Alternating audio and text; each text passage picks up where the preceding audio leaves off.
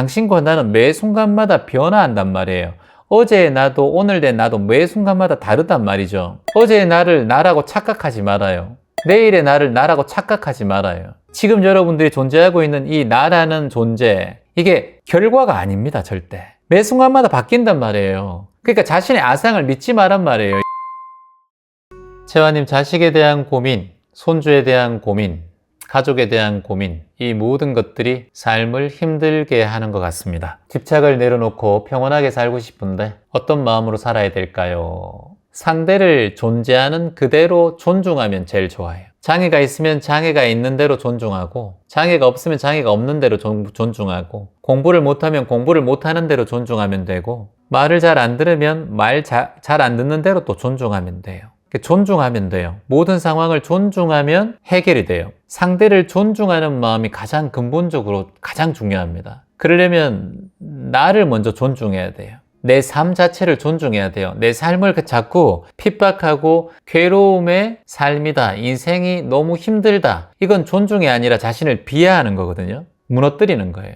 나는 이만큼이라도 살아왔지, 이렇게 힘든 과정에서도 나는 지금 살아있구나, 지금 이 지구에 2초에 한 명씩 죽어가는 이 세상에 내가 지금 생존해 있구나, 여기서부터 시작돼요. 이게 자기 존중이에요. 이 자기 존중하는 마음이 바로 자존감이에요. 그러니까 이게 시작이 되어야 지금 내 자식들도 내 손주들도 이해하는 마음이 생깁니다. 그리고 존중하는 마음이 생겨요. 근데 자신의 인생을 존중하지 않고는 다른 존중이 일어날 수가 없어요.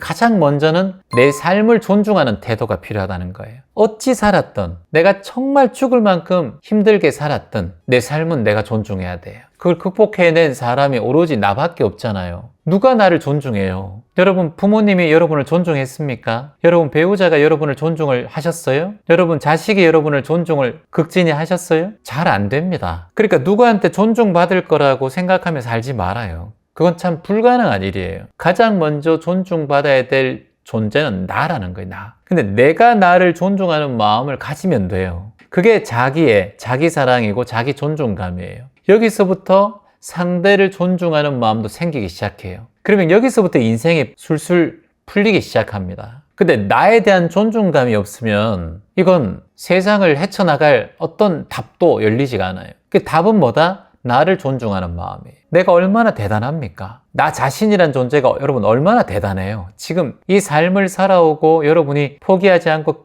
극도로 힘든 상황에도 이겨내고 존재해오고 실천하고 행동했던 여러분의 삶을 책으로 적는다면 몇 권 되지 않을까요? 그런 삶을 살아왔어요. 누구보다 어렵고 힘든 삶을 살아왔단 말이에요. 그런 자기를 왜 존중을 안 해요? 자해경이란 경전에 보면 어머니가 하나뿐인 자식을 목숨 걸고 지키듯이 모든 존재를 그렇게 대하라 라는 말이 나옵니다. 이 말 안에는 내 거, 내 자식 이런 소유가 없어요. 내 자식, 내 손주 소유가 없고 그냥 존재하는 모든 것을 그렇게 소중히 생각하고 존중하는 마음을 내라는 의미예요. 그러니까 거기엔 조건도 없어요. 그냥 진정한 사랑은 모든 것을 자연 그 상태로 자연의 일부로 보면서 존중하는 마음이 바로 진정한 사랑이에요. 내 자식이었어, 내 손주였어, 이걸 생각하면 거기는 소유욕이 있고 조건에 대한 욕심이 생겨요. 그냥 그 존재로 바라보여. 자식이든 손주든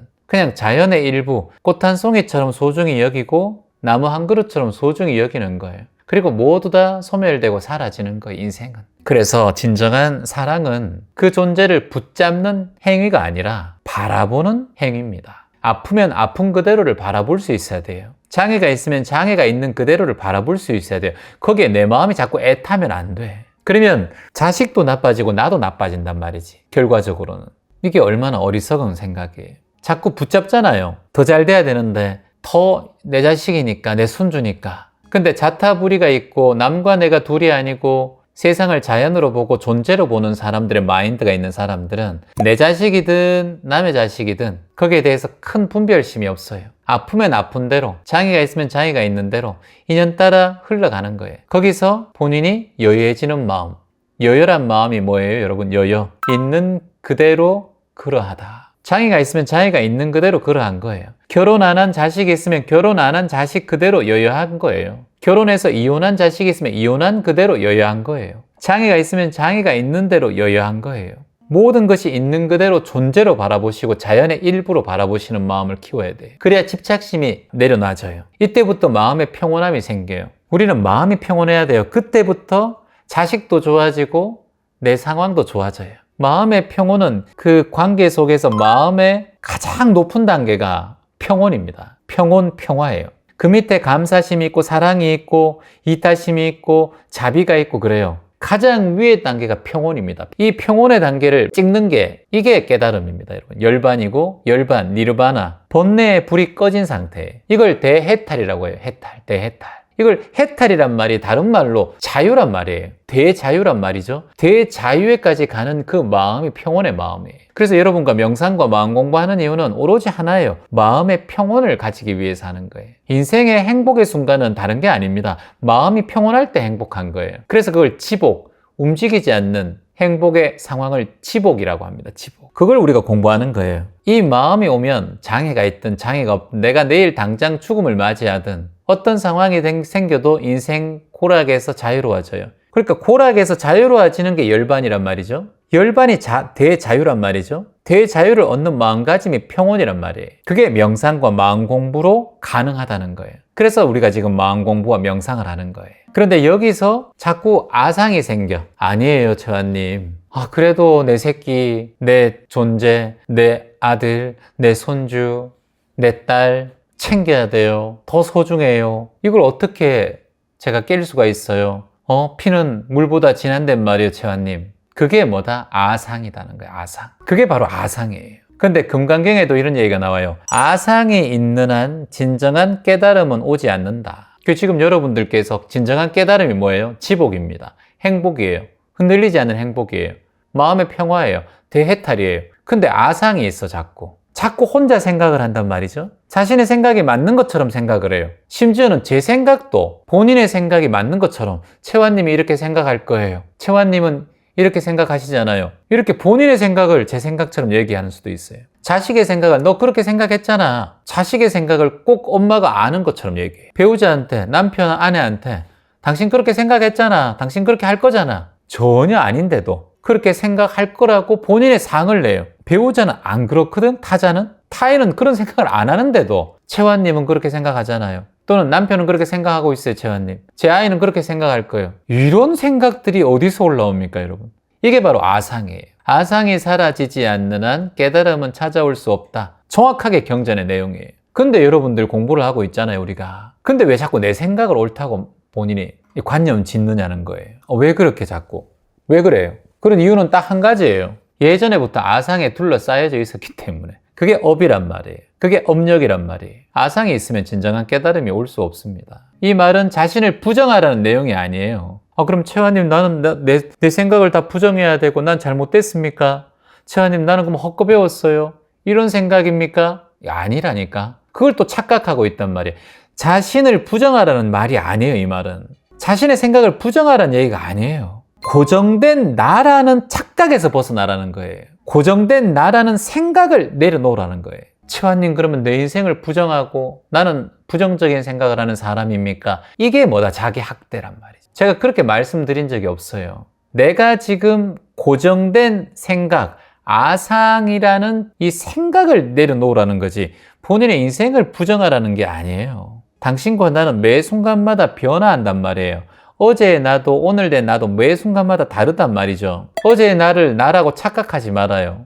내일의 나를 나라고 착각하지 말아요. 지금 여러분들이 존재하고 있는 이 나라는 존재, 이게 결과가 아닙니다, 절대. 매 순간마다 바뀐단 말이에요. 그러니까 자신의 아상을 믿지 말란 말이에요. 이 감정을 자꾸 믿지 말아요. 감정은 나를 가르치는 스승이란 말이죠. 느낌은 나를 가르치는 스승이란 말이에요. 나는 어떤 결과가 아니에요. 나는 매 순간 이 결과를 지켜보는 자란 말이죠. 이 행위를 하는 걸 지켜보는 자란 말이에요. 근데 이 지켜보는 자가 자꾸 감정적으로 바뀌고 지켜보는 자가 결과론적으로 바뀌고 지켜보는 자가 아상덤이 있으니까 본인이 힘든 거예요. 근데 따라합니다. 나는 감정도 아니고 나는 생각도 아니고 나는 느낌도 아니고 그저 알아차리는 자리다. 따라합니다. 나는 감정도 아니고 나는 생각도 아니고 나는 느낌도 아니며 그것을 알아차리는 자리다는 거예요. 내가 이 자리를 지켜보란 말이에요. 이 자리를, 감정이 올라오는 자리를, 감정이 올라올 때 내 자리에서 딱 앉아서 지켜보란 말이에요. 감정을. 손오공이 부처님의 손바닥 위에서 아무리 뛰고 날고 해도 부처님 손바닥 위란 말이에요.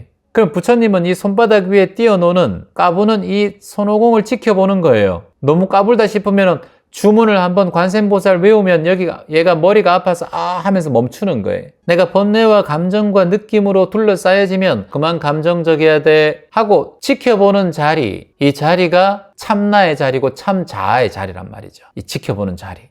얘가 고정된 실체가 없구나. 얘 손주 때문에 마음 아파하고 있구나. 자식 때문에 힘들어하고 있구나. 감정, 손오공아. 이렇게 여러분이 부처님 자리에서 바라보시란 말이에요. 하나님의 자리에서. 지켜보는 거예요. 그러면 얘가, 감정이가 막 날뛰다가 아무리 날뛰어도 주인인 자리, 부처의 자리, 하나님의 자리가 지켜보고 있으니까 얘가 날뛰는 게 재미가 없어. 이 날뛰는 것도 재미가 있어야 자꾸 날뛰거든. 감정도. 느낌도 그래요.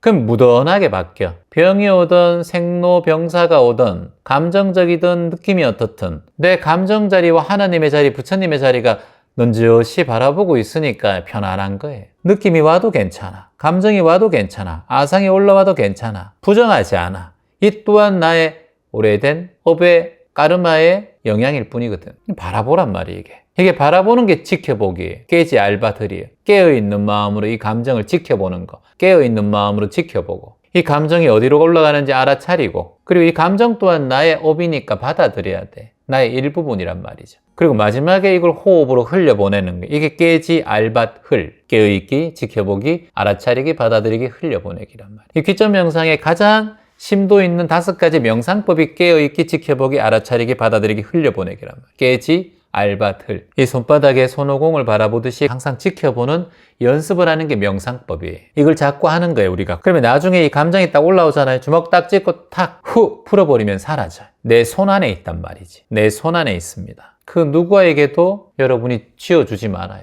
그걸 배우자에게 쥐어주고 자식에게 쥐어주고 타인에게 쥐어주지 말아요. 이 내 건데 왜 그걸 쥐어줘요, 자꾸. 그러니까 이 느낌, 감정, 이 모든 것들, 아상, 손오공, 부처님 손바닥 위에 노는 손오공 바라보듯이 바라보고 지켜보고 받아들이고 후 흘려보내라.